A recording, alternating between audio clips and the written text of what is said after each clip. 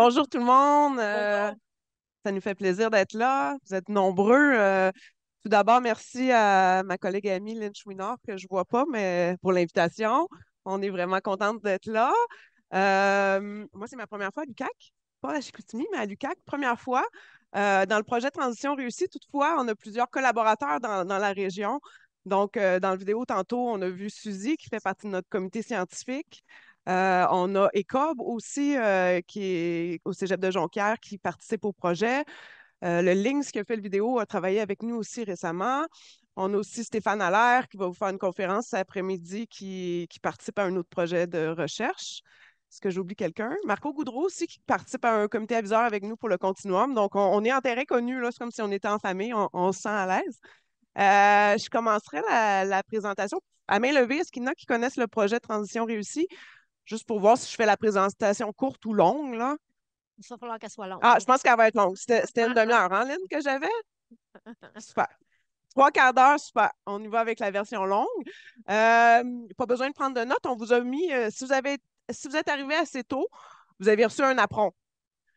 Ah, vous en avez fait refaire. Moi, j'en ai pas, là, parce que j'ai donné le mien pour quelqu'un qui en avait pas, mais vous avez un apron recto verso qui présente le projet Transition réussie d'un côté et de l'autre côté qui présente notre continuum. Ceux qui en ont pas encore eu, là, on est en train d'en imprimer, puis vous pourrez en prendre un à la table d'inscription là, après la rencontre. Donc, commençons. Premièrement, ici, vous voyez, j'ai mis un petit code barre. Si vous êtes intéressé par pas un code barre, je dis tout le temps ça, mais c'est Code un code QR. QR. Si vous voulez suivre nos travaux, on a une infolette, donc vous pouvez scanner le code QR et vous allez recevoir notre infolette mensuelle. J'ai remis le code QR aussi sur le napperon. Donc, commençons le projet Transition réussie. Qu'est-ce que c'est? C'est un projet, dans le fond, moi, je travaille pour l'Université du Québec, qui rassemble 10 universités sur la région, dans les différentes régions du Québec. Donc, on est un projet financé par le ministère de l'Enseignement supérieur dans le cadre du PARES. Euh, et je continue ici. Il faut que je m'habitue avec la sensibilité de la souris. Le contexte. À l'Université du Québec, on s'intéresse, c'est pas nouveau qu'on s'intéresse aux transitions. On a eu des projets porteurs là, dans les années antérieures. On s'est intéressé aux étudiants de première génération en 2014-2017. On a aussi développé des outils d'intervention pour ces étudiants-là de 2017 et 2021. Donc, le projet Transition réussi s'inscrit dans une lignée de projets de recherche qui s'intéressent aux transitions. Donc, financé par le ministère de l'Enseignement supérieur, je vous l'ai dit, c'est un projet de 3,75 millions. Notre objectif, je pense que Marc-Claude a déjà vendu le punch là, quand il nous a présenté. Notre objectif, c'est de co-construire et de diffuser un modèle de soutien aux transitions interordres, donc les transitions entre le secondaire, le collégial et l'universitaire. Pour faire ce modèle-là, ben, on s'appuie sur une démarche d'accompagnement scientifique. Euh, on a mis à l'essai des mesures de soutien aux transitions dans les 2 dernières années. Puis, ces mesures-là sont implantées en collaboration, avec des collaborations interordres, interrégionales. Et c'est ce qui va nous permettre de construire notre modèle de soutien aux transitions. Ok, je vois bien. Phénomène à l'étude, ben, on sait qu'il y a encore quelque chose qui persiste, c'est l'inéquité d'accès à la poursuite et la réussite des études supérieures. C'est une problématique persistante au Québec. Et on sait aussi, les recherches nous disent que les transitions, c'est une clé indispensable à la réalisation du plein potentiel des personnes étudiantes. Donc, on sait aussi, puis Suzy le disait dans le vidéo, assurer la qualité des transitions pour tous les jeunes, c'est une responsabilité interordre et c'est aussi une responsabilité qui est partagée. Le modèle de soutien aux transitions, on le fait pour qui? Ben, si on dit que la transition, c'est une responsabilité partagée, ben, on le fait pour toutes les personnes utilisatrices, les personnes qui interviennent dans les transitions. Donc, oui, pour les personnes étudiantes, mais aussi pour les personnes enseignantes, personnes professionnelles, le personnel de soutien, le personnel cadre, gestionnaire, les établissements, le gouvernement et la communauté scientifique. C'est notre public cible dans le cadre de la réalisation du modèle de soutien aux transitions. Puis on est contente de voir aujourd'hui là, que vous êtes, la population cible est présente, hein. Il y a des gens de tous les, il y a autant des enseignants que des professionnels. Est-ce qu'on a des étudiants dans la salle? Peu? Est-ce qu'on a main levée? Ah oui, super. Parfait. J'essaie de changer de diapo, mais c'est comme si j'ai perdu ma souris. T'es où? Je sais pas. Tu me vois-tu? Je vais la trouver, hein? Elle est là? Hi! Eh oui, ta vois-tu? Ah oui, je la vois, merci. Excusez. Regarde-la près des flèches. Oui. Donc, le projet Transition réussie, on a une structure de gouvernance. Dans le fond, c'est le ministère de l'Enseignement qui nous finance, c'est l'Université du Québec qui porte ce projet-là. On rend des comptes à la Commission de l'enseignement et de la recherche de l'UQ. Donc, c'est la structure de gouvernance, mais pour réaliser le projet, on a une structure collaborative. Donc, on s'appuie sur des regroupements régionaux, 6 regroupements interordres régionaux qui ont mené des recherches. J'ai encore perdu ma souris, là, j'ai un problème. Ah, là, hop.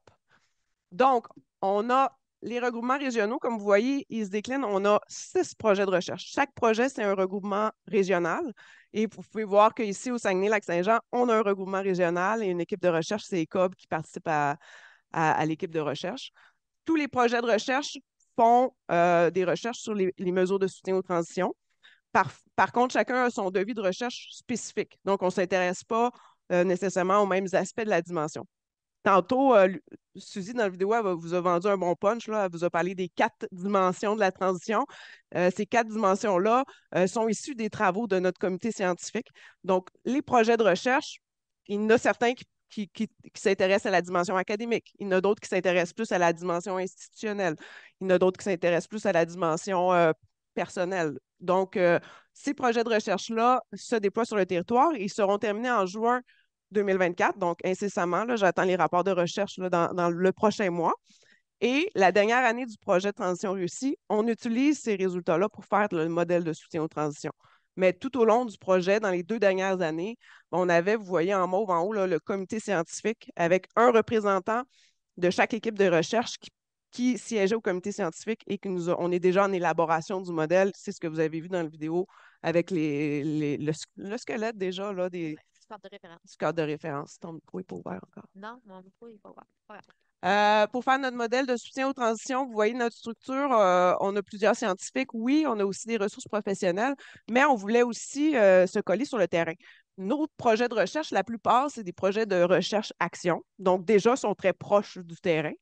Mais on voulait aussi aller rencontrer les gens pour voir ben, le modèle de soutien aux transitions, ils voient qu'est-ce qu'ils ont de besoin. On voulait livrer quelque chose qui va répondre à un besoin qui n'est pas juste un écrit scientifique qui va aller sur une tablette. Donc, on a mis en place 4 communautés interordres de praticiens. Donc, une avec des personnes étudiantes, une avec des personnes enseignantes, une avec des professionnels, une avec des gestionnaires. Et on fait des allers-retours avec eux dans la co-construction du modèle de soutien. Ah, ici, j'attire votre attention en rose. Là, vous voyez équipe de projet continuum des compétences.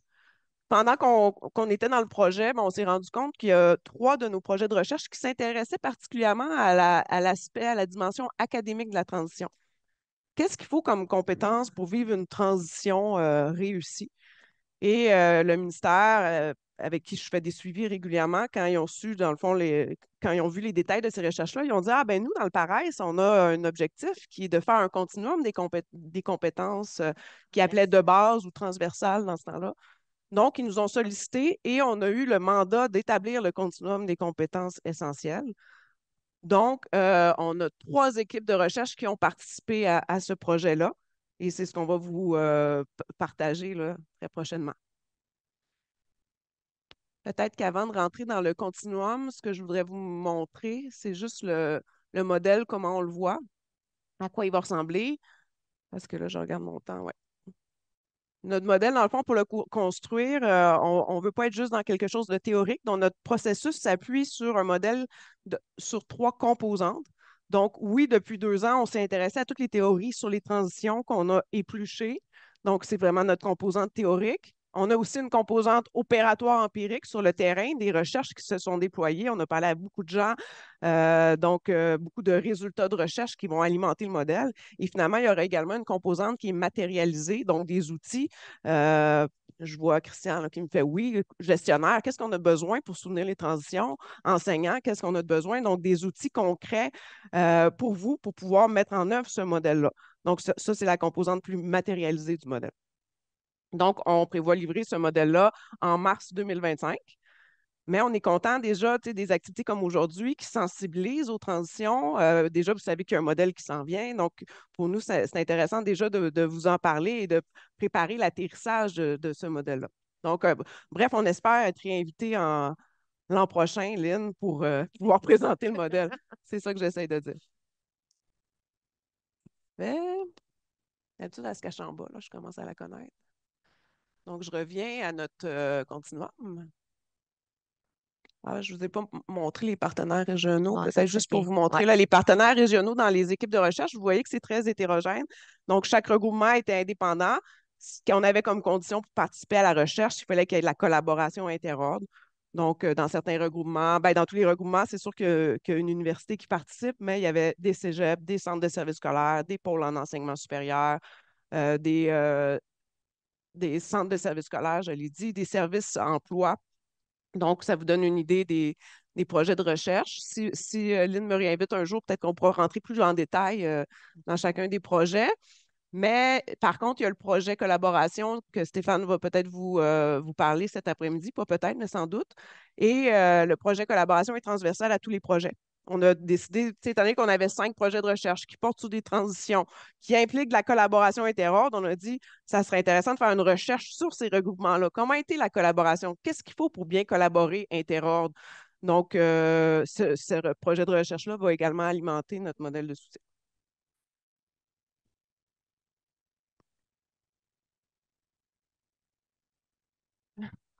Nos collaborateurs. On arrive au continuum, à moins qu'il y ait des questions avant sur le grand projet. Non? Super. Donc, l'objectif qu'on avait avec le continuum, puis là, Stéphanie, tu ouvres ton micro. Ben, je ne sais pas s'il est ouvert. Oui, c'est ouvert, super. En réalité, le continuum de développement des compétences essentielles, c'était un mandat qui était lié au plan d'action pour la réussite en enseignement supérieur du ministère de l'Enseignement supérieur. Et puis, en fait, ce qu'on a constaté en explorant, en examinant le modèle, on s'est rendu compte que bien, il fallait d'abord définir ce qu'étaient les compétences qui étaient appelées tantôt de base, tantôt transversales. Pour ceux d'entre vous qui avaient des liens avec le scolaire, vous savez que compétences transversales, c'est quelque chose qui fait hisser le poil sur les bras du milieu scolaire.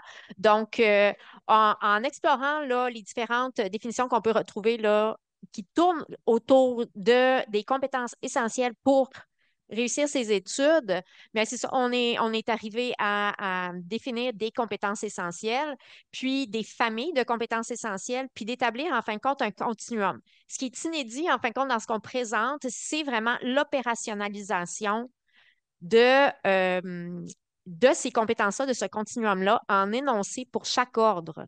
Donc, qui permet vraiment là, de façon, je vais dire transversale, de voir l'évolution attendue là, chez les personnes étudiantes là, de ces compétences-là. Donc, notre objectif 1, c'était de définir ces compétences-là, de créer un continuum avec des échelles opérationnalisées. Et notre deuxième objectif, c'était vraiment là, puis c'est quelque chose qu'on a fait tout de suite avec Marjolaine et l'équipe, là. On s'est dit, c'est pas vrai qu'on lit des définitions puis des échelles puis qu'on ne donne pas des outils pratiques. C'était qu'une des choses sur laquelle on a insisté, c'est vraiment, nous, on veut produire une autre partie de ce livrable-là. Et ça, c'est qu'on veut aller recenser quelles sont les pratiques prometteuses, donc les pratiques qui ont été empiriquement validées, donc validées sur le terrain, et quelles sont les pratiques inspirantes, c'est-à-dire que les choses que les gens font déjà dans leur milieu, qui ont porté fruit pour leur milieu, dans leur contexte, et qui sont potentiellement adaptables ou transférables à d'autres contextes également. Et puis, donc, c'est la raison là, pour laquelle on a objectif 1, objectif 2. Voici ce que sont les compétences. Voici comment elles se déclinent d'un ordre à l'autre. Et finalement, là, voici comment on peut arriver à les développer avec des idées de pratiques prometteuses Puis et ici, inspirantes. je pense que la présentation va être disponible à tous en ligne. Je vous fais un petit cue, là. Il y a un petit rond bleu ici, là. Vous l'avez, le continuum, il est en lien. Il n'est pas téléchargeable. On n'a pas le droit encore de le diffuser, mais là, comme on est en famille, j'ai dit je peux mettre juste le lien là. Nous, on vous considère comme un groupe de validation aujourd'hui. Donc, si vous êtes curieux de voir qu'est-ce qu'il y a là-dedans et si vous voulez l'utiliser, ben, vous aurez la version de travail là, qui est disponible. Donc, pour faire notre continuum, c'est sûr qu'on n'a pas fait ça juste nous deux. On est parti avec le comité de rédaction sur lequel siègent des scientifiques qui représentent chaque famille de compétences. On en a 6 dans le continuum. Et on a mis en place un comité aviseur sur lequel siègent des gens du ministère de l'Enseignement supérieur, des gens du MEC, des personnes enseignantes des 3 ordres et des directions d'université, centres de services scolaires et cégep. C'est sur ce comité-là que siège Marco Goudreau et Alexandra Hébert qui est avec nous aussi aujourd'hui. Le comité, dans le fond, nous permet, on fait des allers-retours avec eux, tant pour le livrable 1 que pour le livrable 2. Par contre, c'est juste une vingtaine de personnes, donc on trouvait que faire un continuum pour l'ensemble du Québec, pour 3 ordres d'enseignement avec juste entre nous, c'était pas assez. Donc, on a mis en place 21 groupes de validation qu'on a rencontrés pour valider notre continuum. Donc là, la première partie, le livrable 1, qui sont les définitions et les profils de sortie, ont été validés par 21 groupes de validation pour les 3 ordres d'enseignement. Et encore là, on a rencontré des personnes étudiantes, personnes enseignantes, personnes professionnelles et personnes gestionnaires. Puis juste peut-être un mot là-dessus, là, lorsqu'on a rencontré les différents groupes, en fait, quand tout le monde avait là, des rétroactions super constructives à nous offrir, on les a intégrés dans le continuum. Je voulais juste souligner aussi là, que rencontrer les personnes étudiantes, ça a été, ben, pour ma part, mon coup de cœur. Là, je suis sortie de là émerveillée. Les personnes étudiantes nous disaient, par exemple, tu sais, c'est important pour nous ce que vous faites. C'est toujours implicite, c'est toutes des attentes implicites ce que vous allez retrouver là qu'on rend rarement explicite pour les personnes étudiantes. Alors, ce qu'ils nous disait, c'est on est vraiment content de voir ça. Puis il y en a même qui nous disaient, ben, on aurait voulu avoir ça quand on a commencé nos études au collégial. L'autre chose qui a émergé, c'est nous, on était très inquiets du vocabulaire. Hein. Moi, en particulier, j'ai peut-être de la difficulté parfois à être un peu moins, comment dire, sèche dans mon écriture. Tu sais, l'écriture scientifique est pas toujours lyrique, on va dire ça comme ça, ou poétique. Donc, moi, j'étais très inquiète sur le niveau de vocabulaire, sur les concepts qu'on utilisait. Puis, en fin de compte, ce que les personnes étudiantes nous ont dit, c'est changer le pas. Nous, on veut savoir précisément c'est quoi. Vous allez nous l'expliquer dans les outils qui vont être à notre disponibilité. Changez le pas. On veut que ça reste précis. Puis ça, c'est d'une personne étudiante qui était en premier trimestre du collégial jusqu'à la fin du 3e cycle universitaire. Là, il nous disait, on veut savoir c'est quoi précisément qui est attendu de nous. Puis nous, on trouve ça accessible, puis on est capable de comprendre qu'est-ce qui est là-dedans. Ça fait que juste vous dire déjà que les personnes étudiantes là, étaient très à l'aise avec ce qu'on a présenté. Merci. Notre continuum, dans le fond, la démarche pour élaborer le continuum, c'est une démarche qui s'appuie sur 4 éléments. Donc, premièrement, les cadres de référence existants, il y en existe là, des continuums. Déjà, il y a le continuum pour la compétence numérique. Au collégial, vous avez le profil TIC du diplômé. À l'université, on a le continuum pour le 2e cycle pour les compétences informationnelles. Vous avez les devis d'études aussi pour la formation générale. Donc, il y a déjà plein de compétences. L'idée, c'était pas de refaire la roue, la roue. C'était d'utiliser ces référentiels-là pour établir un continuum interordre. Ça, il n'avait pas encore un continuum interordre sur toutes les compétences essentielles. Fait qu'en fin de compte, en Outaouais, le projet Outaouais du grand projet Transition réussie avait déjà rassemblé le secondaire, le collégial et l'universitaire dans des communautés de pratique interordre. Puis en fin de compte, ce qu'on a fait, nous, c'est qu'on a fait un travail empirique donc sur le terrain pour définir c'est quoi les attentes. C'est quoi les attentes à la fin de la 5e secondaire que les enseignants peuvent avoir à l'égard des élèves? C'est quoi les attentes à l'entrée au collégial que les personnes enseignantes peuvent avoir pour les élèves? C'est quoi leurs attentes à la fin du collégial? Donc, ils rentrent comme ça, on les amène vers où? C'est quoi les attentes à l'université, à l'entrée et à la sortie du premier cycle, à l'entrée et à la sortie des 2e et 3e cycles? Puis, en fin de compte, c'est comme ça qu'on a sur le terrain d'abord débroussaillé qu'est-ce que ça voulait dire des compétences essentielles. Puis, on a même réussi là, à dégager un tableau des tâches les plus récurrentes dans les 3 ordres. Quel type de tâches sont demandées aux personnes étudiantes là, dans le cadre de leur cours? puis qu'est-ce qu'ils doivent travailler à réussir en fin de compte dans ce cadre-là et qu'est-ce que ça veut dire pour les compétences. Donc, c'est une recherche, on achève là. On achève, mais les gens ils ont tellement aimé ça qu'ils nous ont demandé de continuer les communautés de pratique interordre là, ad vitam aeternam. Donc, on va trouver du financement. Mais c'est dire que c'est fou à quel point, là, asseoir les gens ensemble, ça nous permet là, vraiment de définir des choses à partir de ce qui est vécu sur le terrain. Ensuite de ça, des résultats de recherche scientifique, bien entendu, on a fait de la recension des écrits tout plein. Ce qui se retrouve dans le continuum, là, c'est vraiment un condensé des différentes recherches. On a voulu alléger le tout. Donc, on a pris cette recension des écrits la plus récente possible, la plus complète possible, sans oublier les écrits fondamentaux. Puis, on est arrivé à définir les compétences à la fois à partir de ce que le terrain nous disait et d'avoir un dialogue en ce que le terrain nous disait, puisque ce qui émergeait des résultats de recherche. D'ailleurs, s'il y en a qui s'intéressent à nos recensions des écrits, tout ça est disponible là, quand vous inscrivez à notre infolette. Vous avez accès à notre grand Zotero. À qui s'adresse le continuum? Bien, pour les personnes étudiantes, vraiment, là, c'est la possibilité de bien comprendre les attentes d'un ordre à l'autre, donc dans la transition. De pouvoir voir aussi, de pouvoir s'auto-évaluer, de voir où elle se situe à l'égard de ce qui doit être développé. Puis là, je veux juste préciser quelque chose. On ne s'attend pas de toutes les personnes étudiantes qu'elles aient développé au plus haut niveau à la sortie toutes les compétences. C'est un continuum, c'est-à-dire qu'il n'y a pas de rupture d'une année, d'un été à l'autre, d'un ordre à l'autre. C'est vraiment cette idée-là que tout au long, je progresse dans le développement de ces compétences-là. Et en fin de compte, ce que l'on retrouve dans les indicateurs, là, c'est des seuils minimaux, mais on comprend qu'il y a des personnes étudiantes qui peuvent arriver avec plus de défis dans certaines compétences. Puis en fin de compte, l'idée, c'est que les gestionnaires, les communautés des établissements puissent mettre en œuvre des services pour soutenir ce développement-là lorsque les personnes étudiantes vivent des défis. Puis on l'a vu dans la vidéo qui a été présentée, superbe vidéo, qui a été présentée, à quel point ce soutien-là est fondamental pour que les personnes étudiantes puissent vivre une transition harmonieuse et réussie.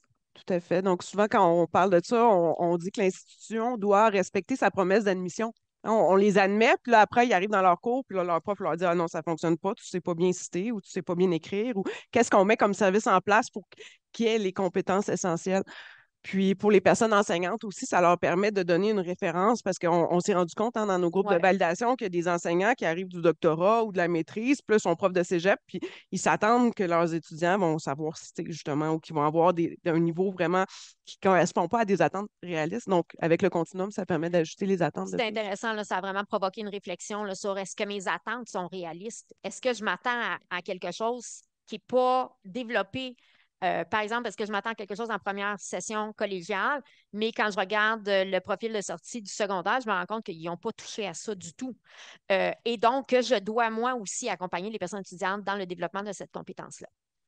Mais dans notre vision, on ne veut pas faire reposer le continuum juste sur les Pas enseignants. du tout. On voit vraiment que c'est une responsabilité partagée. Donc, l'étudiant doit se prendre en main et l'institution doit mettre en place les services qui permettent le développement des compétences. Donc là, on arrive dans le vif du sujet. Quelles sont les familles de compétences? Donc, nos familles de compétences personnelles et interpersonnelles, les compétences langagières, les compétences méthodologiques, tout ce qui va toucher la métacognition, les compétences intellectuelles, analyse, synthèse, esprit critique, etc. Les compétences informationnelles, c'est-à-dire comment aller chercher et traiter de l'information, la valider, et les compétences numériques qui peuvent être mobilisées pour les compétences informationnelles, mais qui sont en soi une famille de compétences particulières. Donc, on distingue les compétences informationnelles des compétences numériques parce qu'en fin de compte, on peut avoir des compétences informationnelles qui se détachent complètement du numérique. Donc, ça, c'est la dynamique là, qui s'installe. Si vous pouvez voir en fin de compte que on a la personne étudiante au cœur. Autour d'elle, c'est ce qu'il y a de plus proximal à développer, c'est-à-dire ses compétences personnelles et interpersonnelles, sa connaissance de soi, son rapport aux autres, à soi et au monde. Et ensuite de ça, les compétences langagières qui lui permettent de s'exprimer comme personne, de véhiculer sa pensée, de prendre position et de s'inscrire au sein de la société. Ensuite, on retrouve les compétences intellectuelles et méthodologiques. Les compétences intellectuelles, c'est bien entendu là, le rapport au savoir. Comment est-ce que j'apprends? Comment est-ce que je traite justement les savoirs? Comment est-ce que je leur donne sens, que je leur donne sens de façon critique? Quelle posture est-ce que j'adopte face au savoir pour réussir mes études, mais aussi apprendre tout au long de la vie? Ensuite de ça, les compétences méthodologiques, c'est vraiment tout ce qui va toucher la métacognition, donc la connaissance de soi comme apprenant. Les compétences méthodologiques, là, ce n'est pas un livre de recettes, de stratégies que n'importe qui peut appliquer puis que ça fonctionne pour eux. La métacognition, les compétences méthodologiques sont propres à chaque personne. Donc, à cet égard-là, là, on a vraiment misé sur la métacognition et le développement des outils qui fonctionnent pour la personne, qui lui permettent, en fin de compte, de persévérer et de réussir dans ses études. Et de réfléchir à soi comme apprenant, de bien connaître ses défis sur le plan académique. Les compétences numériques, c'est bien entendu là, tout ce qui touche l'utilisation des technologies, l'intelligence artificielle. Wouhou! Euh, Petit cauchemar, je siège au comité de discipline, c'est pas simple. Donc, tout ce qui va toucher les algorithmes qui sont non seulement, par exemple, dans un chat GPT, mais qui vont même orienter la recherche sur Google, par exemple, ou le type de recherche documentaire que les personnes étudiantes peuvent faire. Et les compétences informationnelles, en fin de compte, les compétences informationnelles qui les mèneraient ailleurs que sur Google, hein, les mèneraient à leur bibliothèque, dans les bases de données pour bien saisir comment aller chercher des informations validées plutôt que juste se faire orienter par un algorithme. Vive les bibliothèques. Et donc, vous voyez, toutes ces compétences-là, il y a des engrenages parce que chaque compétence permet d'alimenter le développement des autres compétences. Tout est imbriqué. Finalement, on espère que tout ça va permettre à la personne étudiante de développer son pouvoir d'action, de structurer son identité et de construire sa vision du monde. Ça vient du PFEQ, du programme de formation de l'École québécoise, pour ceux qui le connaissent. Et finalement, d'alimenter un apprentissage tout au long de la vie parce que étudier et apprendre, c'est quelque chose qu'on va faire toute notre vie durant. Donc, comment ça se présente le tout? Bien, dans ce livrable 1-là, ce qu'on va avoir, par exemple, c'est, je vous assure, une courte définition de la famille de compétences, parce que quand on a commencé, on était comme dans les 20-30 pages par famille de compétences, puis on s'est fait dire par et le comité aviseur et le groupe de validation. Ben voyons donc. Une courte définition de ce qui est le plus consensuel, en fin de compte, dans la communauté scientifique et à partir de ce que nous ont dit les gens sur le terrain dans les communautés de pratique interordre.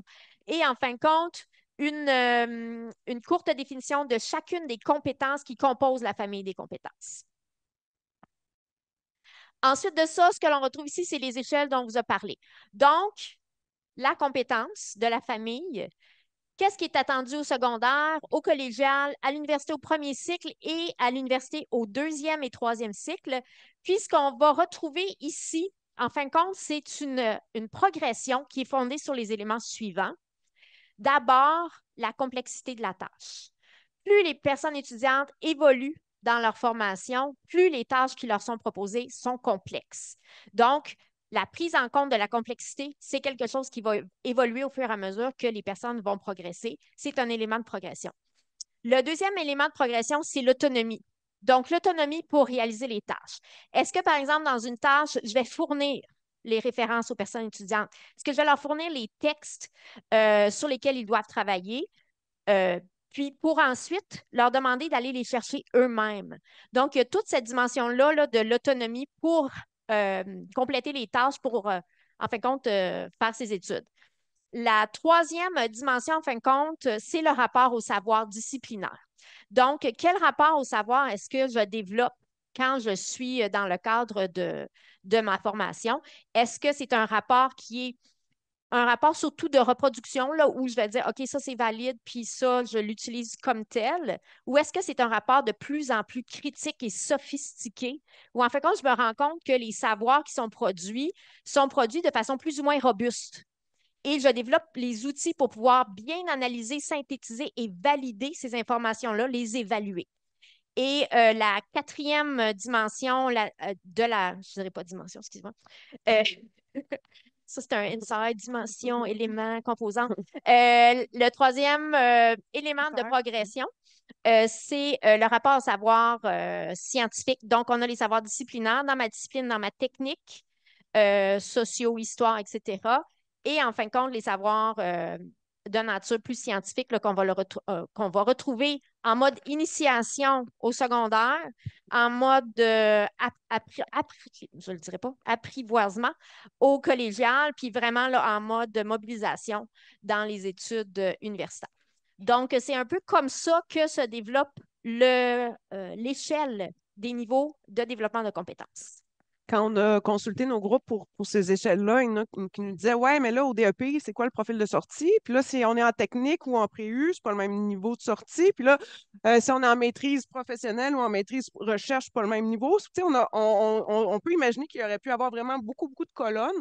Et c'est pour ça qu'au début, Stéphanie l'a dit, on était dans le niveau de base, mais ça ne veut pas dire qu'on ne peut pas se rendre beaucoup plus loin. Tu sais, il y a des domaines, par exemple, techniques au collégial, ben, au niveau disciplinaire, ils vont se rendre beaucoup plus loin que l'échelle qui est là, puis c'est correct. Ils vont peut-être se rendre au niveau universitaire, premier cycle, et c'est correct. Donc, c'est vraiment le niveau de base là, qui. Ouais. Puis peut-être juste mentionner aussi qu'on sait qu'il y a des gens qui ne vont pas entrer du secondaire vers le collégial, du collégial vers l'université. On a des gens qui vont prendre d'autres portes d'entrée. Et le continuum permet aussi de tenir compte de ces réalités-là, en fin de compte, de l'idée que tout le monde n'arrive pas dans une transition linéaire. Il y avait le monsieur là, qui était dans la vidéo qui disait il a fait un retour aux études 18 ans plus tard. Mais en fin de compte, c'est ça l'idée, c'est que ça puisse aussi servir aux personnes qui font un retour aux études, aux services qui sont mis en œuvre pour les accompagner, pour s'assurer là, qu'on arrive à répondre à ces attentes-là. On donné des exemples. Par exemple, si je regarde mobiliser les compétences informationnelles, si je regarde l'énoncé de la compétence, évaluer l'information, l'intégrer à sa base de connaissances et à son système de valeurs. Donc, c'est quoi le type de situation qui est réalisé sur le terrain? Là? Toutes les situations qui sont présentées là en guise d'exemple, c'est des situations vécues dans le cadre de l'enseignement secondaire, collégial et universitaire. Donc, en fin de compte, la personne doit prendre position à l'égard de la présence des écrans dans la salle de classe. C'est quand même d'actualité encore aujourd'hui. Puis là, on voit quel type de questions et quel type d'accompagnement est-ce qu'une personne enseignante apporterait à l'élève dans le cadre du secondaire. Qu'est-ce qui est différent? Qu'est-ce qu'on fait différemment pour le collégial pour répondre à la même question? Et finalement, on a aussi là, pour l'université là, un peu plus bas. Donc, ces exemples-là, là, c'est vraiment pour pas juste opérationnaliser, mais rendre très, très concret le continuum, voir c'est quoi, comment est-ce qu'on peut voir la progression d'un ordre à l'autre.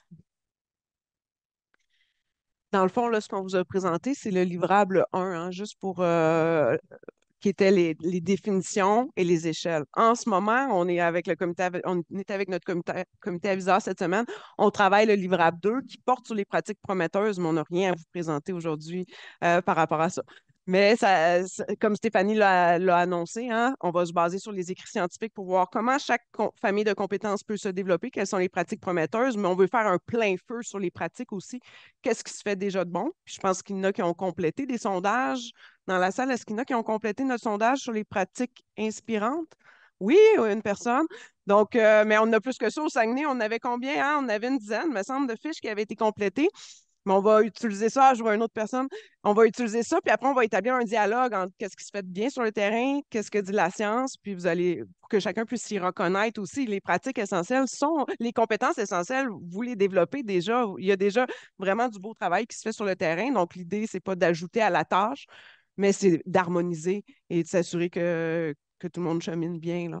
Puis juste peut-être pour ajouter que ce sur quoi on travaille, on va vraiment chercher des choses qui sont faisables, là, clés en main. Donc, les pratiques qui sont proposées là, sont synthétisées de façon à ce que quelqu'un puisse dire, ah, l'anti-recherche pour développer les compétences intellectuelles et informationnelles, j'aime ça. Si vous êtes curieux, hein? C'est vraiment cool. C'est au collégial en plus. J'aimerais ça l'essayer. Bien, il y a tout ce qu'il faut pour pouvoir l'essayer. Le jeu d'évasion de la bibliothèque aussi pour développer les compétences informationnelles. Il y a toute la structure est là. Il y a même un exemple des petits cartons qu'on peut cacher un peu partout, là, des énigmes qu'on peut rédiger. Donc, c'est dire là, qu'on est vraiment allé chercher des pratiques qui vous permettraient, là, qui permettraient au personnel là, de faire quelque chose là, dans la semaine, je dirais. Puis là, dans le fond, nous, ce Ben, qu'on c'est aime ça. quand on présente notre continuum, c'est échanger avec les gens, répondre à des questions, prendre les commentaires pour voir, dans le fond, comment ça résonne pour vous. Est-ce que ça a l'air quelque chose qui va pouvoir être utile? Si oui, comment? Sinon, pourquoi? Ou répondre à toute autre question. Pour vraiment qu'on soit, comme je l'ai dit au début, là, nous, on utilise la rencontre aujourd'hui comme un espace de validation en quelque sorte. Bien voilà. On est à votre écoute.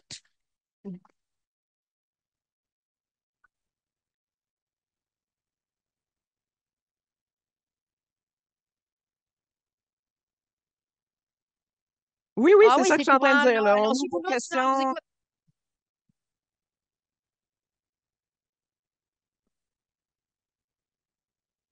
Les questions, les commentaires, les crises existentielles, on prend tout.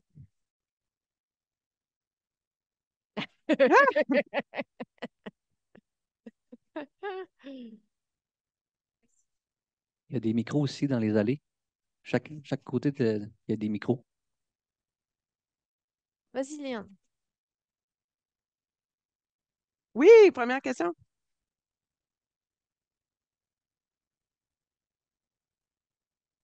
Ouais, Ça on travaille ça là-dessus. s'en vient novembre 2024. Oui, novembre 2024, ce sera accessible. Les questions devront être au micro parce que l'enregistrement ne pourra pas capter la question.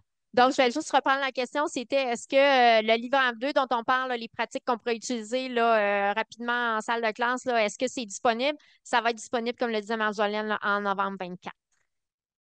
Moi, j'aurais aimé ça t'entendre, Stéphanie, sur. Il marche pas, mais je suis devant quand même. J'ai fait Non, non, on t'entend. On t'entend. Parle Ça fort. aide, ça aide. J'aurais aimé ça t'entendre sur le passage des compétences, parce qu'ici, on est vraiment sur la transition vers l'université. Je sais que tu les connais bien, les 6 compétences. Peut-être que tu as l'outil pas loin en allant dans le continuum pour nous parler de ce passage-là plus particulièrement. De prendre cet exemple-là, peut-être pour illustrer dans le concret les 6 compétences, puis le passage collégial universitaire. Oui. En fin de compte, si on peut retourner peut-être à l'échelle. Tu veux que je trouve le continuum ou à l'échelle, À juste à l'échelle? l'échelle. Ouais. Ouais. L'exemple d'échelle. Bon, en fin de compte, ce que vous retrouvez ici, si on appelle ça les profils de sortie, on avait des profils d'entrée en passant qu'on a construits là, avec les gens sur le terrain dans les communautés de pratique interordre. Le profil de sortie que l'on retrouve ici, c'est vraiment ce qui est attendu, qui aura été développé à la fin de l'ordre, par exemple, de l'ordre collégial. Et puis, si on regarde ici, en fin de compte, le degré de complexité, d'autonomie et le type de rapport à savoir de plus en plus sophistiqué qu'on va retrouver au collégial, bien, on s'attend, en fin de compte, à ce que ce profil de sortie-là corresponde au profil d'entrée de l'ordre suivant. Donc, c'est comme ça que ça va s'articuler. Si j'ai développé tout ça à l'entrée à l'université, je réponds aux attentes du début de mes études universitaires de premier cycle. Donc, c'est pour ça, en fin de compte, que mettre les gens du terrain ensemble pour regarder, bien, est-ce que ça, ce profil de sortie-là, ça donne aux personnes étudiantes les outils pour pouvoir réussir le début de leurs études universitaires. Et puis particulièrement, là, c'est Michael qu'on voyait présenter l'importance de la première session. L'importance du premier trimestre et de la première année à l'université est tout aussi grande. Donc, c'est comme ça là, on peut voir l'évolution. Les éléments en gras, c'est les éléments qui semblent être les plus importants dans la progression d'un ordre à l'autre. Puis, en fin de compte, c'est ce que les groupes de validation, dont on a parlé de 21 groupes de validation, c'était je ne sais pas trop combien de personnes, là, plus de 100, Ouais. qui se sont penchés, ben même peut-être près de 200, là, qui se sont penchés sur ça pour nous dire, ben ça, je le mettrais en gras parce que c'est vraiment ça qui change, qui est très différent d'un ordre à l'autre. Mais arriver à cette sortie-là, ça permet de commencer à se rendre vers cette sortie-là. Donc, la progression, elle s'articule comme ça. Puis, on va donc souligner les attentes à l'égard, justement, là, comme je le disais, de l'autonomie. Quand je parle des compétences informationnelles au cégep, là, définir son besoin d'information, bien cibler ce dont j'ai besoin, mobiliser les stratégies, les outils pour ce faire, c'est pas tout à fait la même chose. Ben, c'est clair que c'est intense et c'est de plus en plus complexe aussi pour le collégial. Juste la part du numérique pour les sources d'information, le besoin de s'assurer que notre information elle est valide, c'est pas des savoirs de sens commun, c'est vraiment quelque chose qui est validé. Bien, déjà, là, on sait qu'au collégial, ils travaillent très, très fort, on travaille très, très fort là-dessus. Et puis, les sources d'information ne sont pas nécessairement les mêmes que ce qu'on va retrouver à l'université. Ça fait que quand on va arriver à l'université, ce qu'on va leur demander de faire, c'est non seulement d'aller chercher des sources valides, mais d'aller chercher des sources scientifiques qui peuvent s'inscrire dans une école de pensée scientifique particulière, qui peuvent s'inscrire aussi dans une langue particulière, anglais, français. On a même des programmes de formation universitaire qui vont vers une langue tierce. Donc, c'est vraiment cette articulation-là et c'est cette progression-là. Je ne sais pas si je réponds bien à ta question, Lynn. Ah, est-ce qu'on peut le montrer, le continuum? Tout à fait. OK, on va vous montrer ça. Si on veut être capable d'identifier, oui, tout à fait. Là, une des choses, c'est super important. Si on veut identifier où ça va pas bien, on a besoin d'un portrait. Puis en fin de compte, c'est vraiment ce qui a émergé là, de nos discussions là, sur les profils de sortie. Je peux vous dire tout de suite là, que ce qui a émergé qui était interordre transversal, c'était les compétences langagières numéro 1. Ça fait que tout ce qui touchait lecture, écriture, oralité, c'était l'enjeu numéro 1 au secondaire, au collégial, à l'université. Tout ce qui était méthodologique et intellectuel, vraiment avoir un rapport plus sophistiqué, critique, être capable d'analyser, de faire les synthèses de son analyse, tout ça, c'était fondamental et transversal aux trois ordres. Dépasser la reproduction des savoirs, vous le savez comme moi, hein? C'est quoi la bonne réponse? C'est quoi? Tu veux quoi comme réponse? Les personnes étudiantes sont vraiment dans ce mode-là. Je te donne ce que tu veux. Mais ce n'est pas ça qu'on leur demande. On leur demande de réfléchir par eux-mêmes. Ça fait que toute cette dimension-là est particulièrement difficile et complexe aussi là, dans l'évolution du tout. Peut-être. Est-ce que ça répond plus à ta question? Puis c'est certainement des éléments là, que l'on travaille là, dans le continuum, des éléments qui sont présentés comme étant des éléments à développer de façon plus détaillée, là. Si je ne réponds pas, tu me le rediras. Oui, M. Sanson. Bonjour. Oui, ça fonctionne, oui. Alors, bonjour, merci beaucoup pour la présentation fort intéressante ce matin. Mon niveau d'anxiété budgétaire, j'invente un concept ce matin, a augmenté vers la fin de votre présentation parce que, comme vous le savez, le nombre d'étudiants internationaux augmente dans les cégeps de la région et à l'UQAC. À l'UQAC, c'est un étudiant sur 3, donc ça représente 2125 étudiants, 53 nationalités. Vous avez parlé de profil d'entrée. Alors, comment nous, comme université, puis là, vous allez voir le lien avec l'anxiété budgétaire, comment nous, comme université, on peut faire connaître ces profils-là à nos 2125 étudiants? Petite question. J'aimerais tellement ça que les gens du ministère soient là.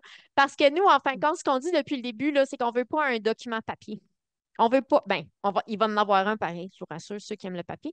Un document PDF avec des éléments cliquables, etc., etc. Je ne sais même pas si cliquable, c'est un mot. Vous me taperez sur les doigts tantôt. Mais l'autre chose qui nous semble vraiment fondamentale, les personnes étudiantes nous l'ont dit, on a besoin d'une version vulgarisée pour nous, facilement accessible, schématisée. Puis ça, en fin de compte, dans nos outils, ça, c'est quelque chose qu'on veut diffuser aux personnes étudiantes. Et bien entendu, là, on a des visées d'outils de nature plus numérique là, qui vont permettre aux personnes étudiantes vraiment là, non seulement d'aller voir c'est quoi, quelles sont les attentes, mais aussi de voir qu'est-ce qu'elles peuvent faire pour répondre à ces attentes-là, comment elles peuvent développer leurs compétences.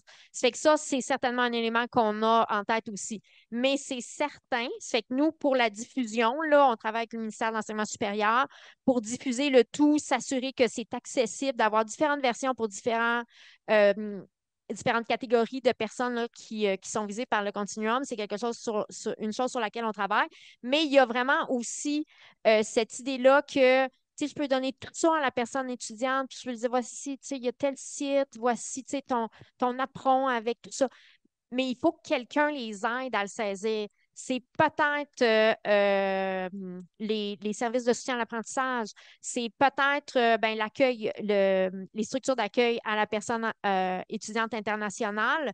Euh, mais je peux vous dire que, ou c'est pas, c'est les personnes enseignantes en salle de classe, mais je peux vous dire par expérience là, de 24 ans, 27 ans à l'UQO, 24 ans comme chercheuse et prof, qu'il y a quelque chose de relationnel qu'il faut établir avec nos personnes étudiantes internationales. C'est certain que la transition culturelle est d'autant plus fragile. Ils sont en situation de vulnérabilité et leur rapport au savoir n'est pas du tout le même.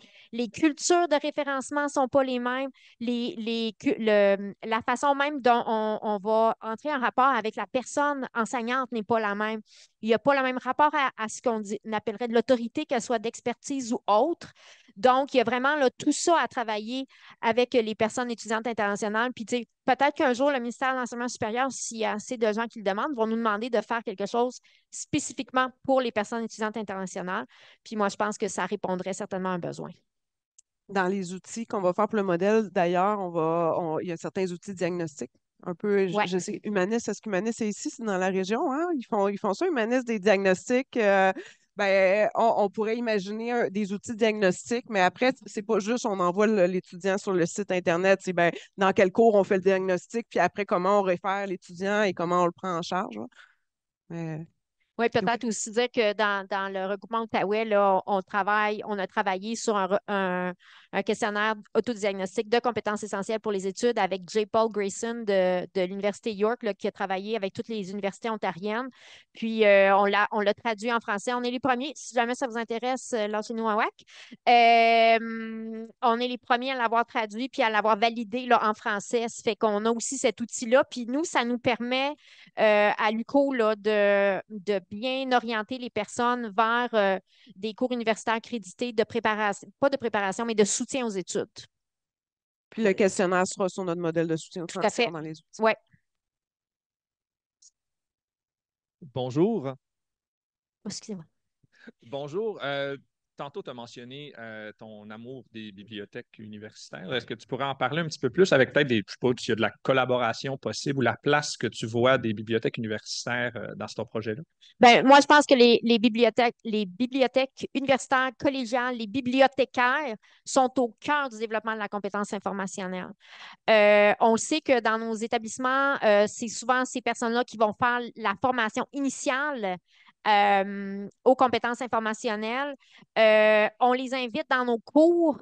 On travaille avec eux pour être vraiment à l'affût de qu'est-ce qui se passe dans la gestion et dans la gestion documentaire, mais aussi dans tout ce qui est nouveau qui est sorti. Est-ce qu'il y a des enjeux de nouveautés dans les bases de données? C'est même juste les nouvelles parutions. Comment est-ce qu'on accompagne une personne étudiante à bien utiliser tous les outils pour développer sa compétence informationnelle?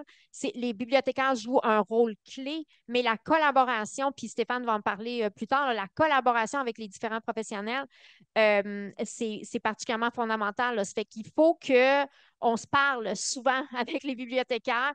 Puis je pense qu'il n'y a pas un cours qui n'a pas besoin des bibliothécaires. Tous les cours, toutes les formations ont besoin des bibliothécaires, ont besoin de ce dialogue-là pour pouvoir bien outiller les personnes étudiantes. Je donne un exemple. Là. On a des étudiants à l'université qui vont chercher sur Google, même ils vont aller dans Google Scholar, vont trouver un article, vont cliquer dessus, puis c'est payant. Ben, les petits bonjours, ils vont payer. Alors que s'ils allaient juste voir la bibliothécaire, elle leur dit, ah oui, c'est dans telle base de données, voici comment tu peux aller le chercher, voici comment tu peux le stocker dans EndNote ou Zotero, voici comment tu peux le récupérer pour faire tes travaux, voici même comment tu peux citer ta source. Les bibliothécaires peuvent faire tout cet accompagnement-là que parfois les personnes enseignantes n'ont pas le temps de faire ou qui ne fait pas justement partie de leur cursus, là. Ça fait que, oui, coup de cœur Peut-être les bibliothécaire. invités de l'élaboration de programme, qu'on est dans les plans cadres pour voir quand est-ce qu'on intègre, c'est où qu'on les développe, les compétences essentielles, puis c'est où qu'on fait jouer les bibliothécaires. Absolument. Oui, il y avait madame qui avait une question. Je ne sais pas si. Est-ce que vous pouvez aller au micro? Ah oui, OK, parfait. OK, bon, on va faire ça. Je vais répéter votre question.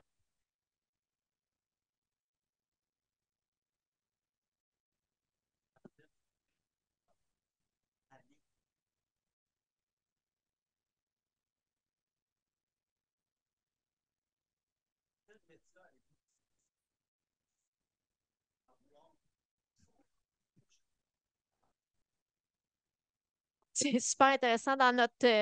On est allé parler aux élèves du secondaire dans le cadre de notre recherche en Outaouais. Puis on leur demandait, ben, tu sais, c'est quoi qui vous préoccupe à l'égard du passage vers le collégial? Puis il y a des élèves qui me disaient, oh, excusez-moi la question. Merci. Là, je vais vous demander de la répéter, s'il vous plaît. Comment on va aller, et considérant que les étudiants Même de moins en moins lisent de moins en moins, comment on va faire pour qu'ils se tournent, qu'ils prennent connaissance des compétences essentielles puis qu'ils trouvent les outils pour les développer? Qui réfléchissent à où ils en sont Ouais. rendus, tout à fait. Donc, comme je disais, là, on a des élèves secondaires qui nous ont dit, ben, nous autres, c'est la lecture qui nous fait le plus peur. Puis, tu sais, il y en a un qui nous a dit, moi, là, les textes, là, comme 4 pages, là, ça me fait vraiment peur, là. Oui, on faisait un peu ça, cette face-là, quand on l'écoutait. Mon âme, t'es pas sorti de l'auberge. Mais vous voyez, c'est pour ça qu'il faut travailler avec le secondaire aussi. Parce que cette idée-là de lire, de s'approprier les outils pour bien lire, puis faire une lecture active, etc., là, c'est fondamental. C'est clair qu'on a toujours un enjeu, comment on va les chercher. Est-ce qu'on va les chercher avec des capsules vidéo? Potentiellement, on est en train d'explorer cette question-là. Mais est-ce que ce faisant, en fin de compte, on continue à alimenter cette fuite de la lecture? Est-ce qu'on va aller les chercher sur le terrain? Moi, je pense que est là la clé. Quand on va être sur le terrain au secondaire, quand je dis on, là, dans ma tête, je suis encore enseignante au secondaire, là, j'ai enseigné au secondaire longtemps, là. Il y a vraiment cette idée-là d'être avec d'abord de former les formateurs, donc former le personnel, puis de pouvoir leur donner les outils pour qu'ils puissent intervenir un à un avec les élèves puis les personnes étudiantes, là.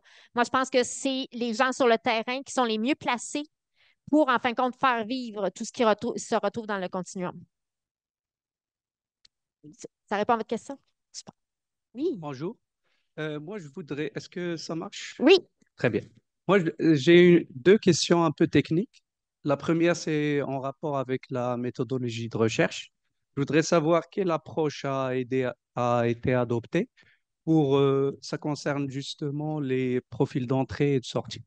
Donc, est-ce que pour chacune d'entre elles, ou bien chacun d'entre elles, est-ce que on a pour l'approche, est-ce que pour déterminer le profil, que ce soit le profil d'entrée ou de sortie, vous avez travaillé sur juste le recensement des écrits, une revue de littérature, en complément avec une étude sur terrain, avec les informations disponibles institutionnelles, et comment vous avez fait pour déterminer les plus pertinents en termes de variables et de facteurs.